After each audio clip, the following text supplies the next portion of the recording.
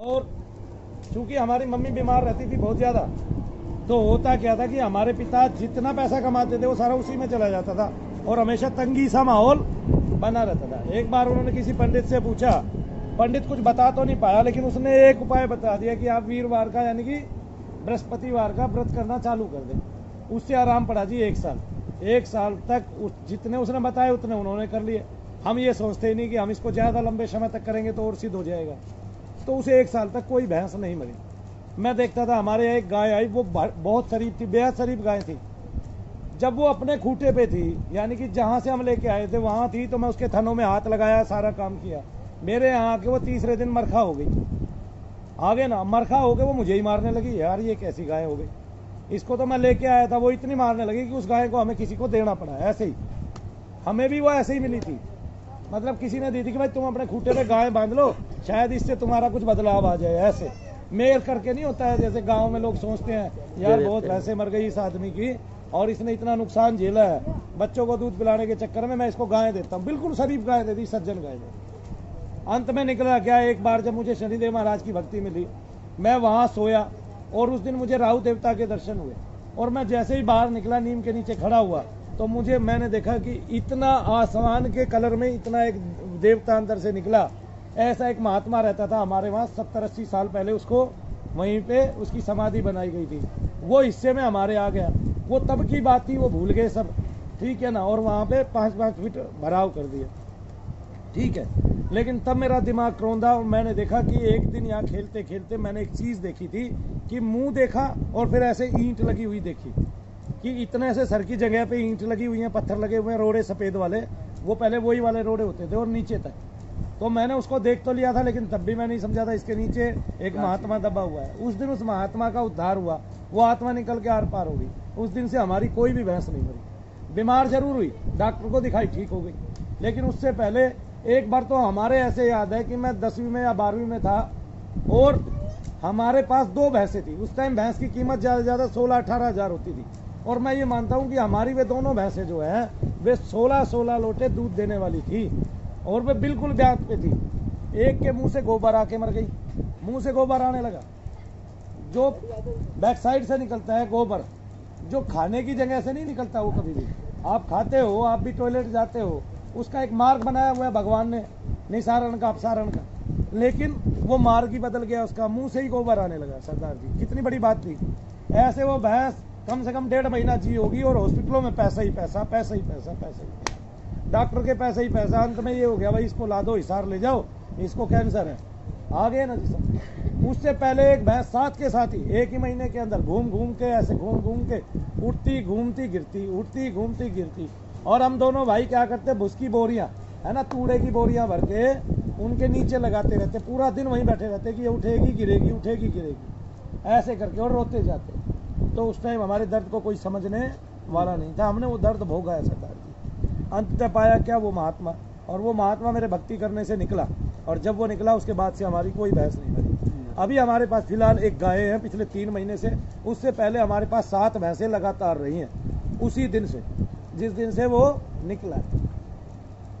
ऐसा तो ऐसी समस्या किसी के साथ भी हो सकती है और उसको बताया नहीं जा सकता, उसकी कोई गणना नहीं है, क्योंकि उसने हमें इतनी पीड़ा दे दी होती है और इतनी पीड़ा को हम सहन करते हैं। और तो पीड़ा समझने वाला तो समझेगा ना, वो जो पीड़ा में होगा।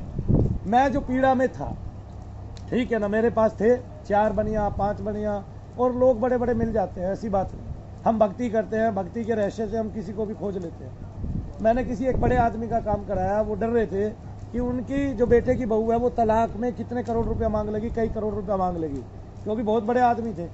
लेकिन मैंने भक्ति की, मैंने उनके यहाँ पाठ किया और मैंने उनको बोला कि आपके 16 लाख रुपए ही लगेंगे। तो 16 लाख रुपए ही लगे। कितने लगे? और जब उन्होंने मेरे को ये बात बताई, मैंने अपने भगवान का शुक्रिया अदा किया, मैंने उनके लिए पाठ किया। आज सबके लिए पाठ करता हूँ। कुछ बड़े लोग आते हैं, मुझे पता है वो आप लोगों से मैं जितना इकट्ठा कर पाऊंगा उनसे आपसे ज़्यादा इकट्ठा कर पाऊंगा, लेकिन मैं पैसे के लिए नहीं बैठा, मैं आपकी दुख तकलीफ के लिए बैठा हूँ। क्योंकि सरदार जी ने बात ऐसी कह दी कि भाई समस्या है, ज़्यादा है मेरे को और कष्ट है, और मैं जानता हूँ कि मैं कितने द्वारों पे गया हूँ।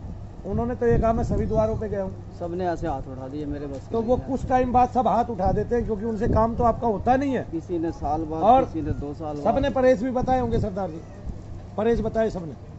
बहुत जोर लगाया जी, नहीं बात कर पाए। नहीं, परहेज बताए थे लोगों ने?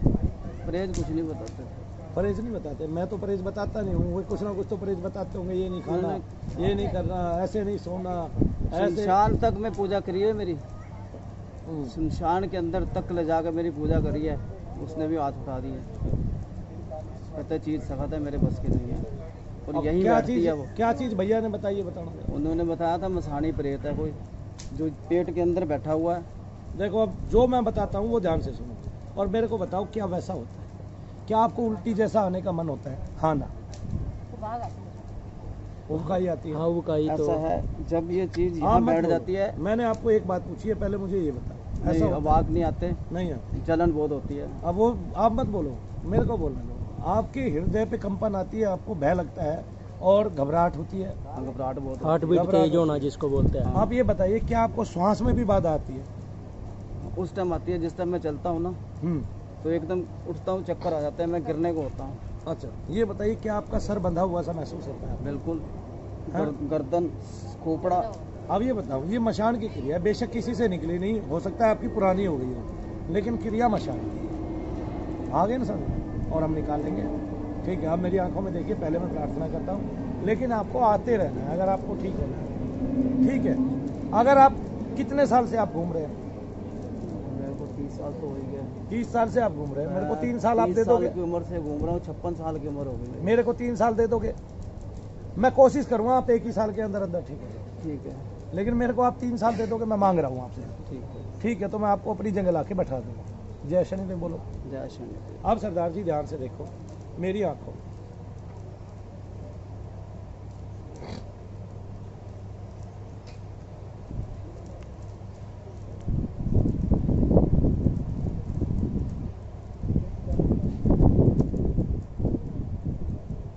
अब मैं बता रहा हूँ, आप मनु भैया को देख के सीखेंगे, आप दुनिया का भला करेंगे, कल्याण करेंगे। ठीक है ना? आपका मार्ग प्रशस्त होगा। आप अब से जप करना चालू कर दो, कोई भी एक जप करो लगातार। कौन सा जप करते हैं? जब तो मैं ओम नमः शिवाय। ओम नमः शिवाय में ओम और जोड़ना चालू कर दो, वो भी ओम नमः जोड़ता शिवाय ओम। तो वो आप जोड़ते हैं तो और इसका रात को मतलब मनु सोते भैया हुए को भी आप करता हूँ, सुबह पढ़ते हैं, 4 बजे भी करता आप हूँ। वीडियो देखते हैं, इसका मतलब हमारे से जुड़ तो आप गए हैं हृदय से, है ना? जब मन परेशान होता है तो वीडियो देखता हूँ। आप ये भूल जाइए, आप बस ये भूल जाइए कि मैंने शनिदेव से तार जोड़ लिया। ओम नमः शिवाय ओम का मैं जप कर रहा हूँ। शंकर भगवान शनिदेव महाराज मुझ पर कृपा करें, करुणा करेंगे मेरे घर की, मेरे शरीर घर की। मेरे पास नहीं है। अभी बस मेरे को ये बता दो, दुकान घर में मेरे और पास भी नहीं कोई है। बीमार रहता है? केवल आप ही बीमार? मेरे घर में 4 बंदे हैं, एक मेरी वाइफ है, एक मेरी बेटी, उसकी शादी कर दी, एक मेरा बेटा। बेटे की भी शादी हो गई? नहीं, बेटा मेरा इंजीनियर लैपटॉप का काम करता है, छोटा। छोटा 21 साल का।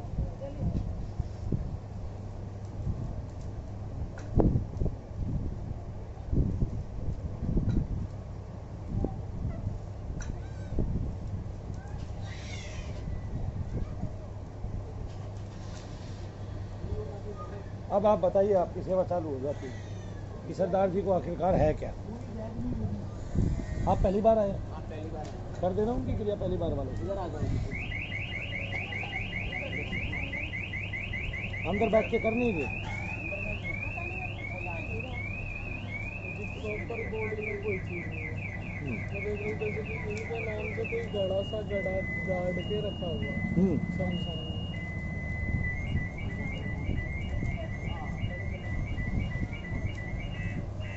जिसकी वजह से इन्हें हार्ट में प्रॉब्लम रहती है, चुभन सी रहती है, चुभन जलन होती है, जलन। खाया पिया सारा ऊपर आ जाता है। दिन में 2 रोटी खाता हूँ, वो भी दिल करे तो यहाँ से आवाज़ आएगी तो 2 रोटी खाऊंगा, नहीं आएगी तो नहीं खाऊंगा। मैं रात को भूखा सो जाता हूँ। खड़ा होता हूँ, चलता हूँ, चक्कर आ जाता हूँ। दुकान से ई रिक्शा पे आ गया, ई रिक्शा भी 4 महीने से खड़ा हुआ। मतलब देता हूँ 3 टाइम।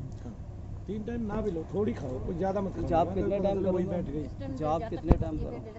जाप तो 1 घंटे का रोजाना जप करो, कहीं भी बैठ। चाहे सुबह 4 बजे वो करो, मेरा चाहे काम दोपहर को आपकी करो। सकल तंत्र मंत्र यंत्र क्रियाओं को निकालना। जय श्री राम।